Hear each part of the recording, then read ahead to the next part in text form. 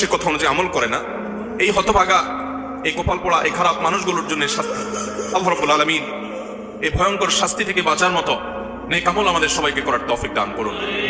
মানুষকে নেক আমলের কথা বলতে হবে, নিজে করতে পারি না বা নিজের দুর্বলতা আছে এই অজুহাতে নেক আমলের কথা মানুষকে বলা ছাড়া যাবে না। কিন্তু সবসময় মনে রাখতে হবে যে আমি যে কথাটি মানুষকে বলছি সে কথাটি আমি যে আমল করছি কিনা। আল্লাহ রাব্বুল আলামিন আমাদেরকে আমাদের প্রতিটি কথা আমরা যা বলি তার প্রতিটি হরফ অনুযায়ী আমাদেরকে আমলের তৌফিক দান করুন। মুহতারাম হাজরিন, নবী করিম সাল্লাল্লাহু আলাইহি সাল্লামকে জাহান্নামের আরো একটি দৃশ্য দেখানো হয়েছে। তিনি দেখতে পেলেন যে কিছু মানুষ খুব নোংরা, আবর্জনা, ময়লা এই জাতীয় জিনিসগুলো খাচ্ছে। এই খাওয়া কোনো সুখকর খাওয়া নয়, এই খাওয়া কোনো তৃপ্তিদায়ক খাওয়া নয়, এটা শাস্তিমূলক খাওয়া, এটা স্বয়ংক্রিয় খাওয়া। খেতে বাধ্য হচ্ছে তারা এবং তাদের কষ্ট হচ্ছে, যন্ত্রণা হচ্ছে, আযাব। নবী সাল্লাল্লাহু আলাইহি ওয়াসাল্লাম জিজ্ঞাসা করলেন এর শাস্তি কেন হচ্ছে?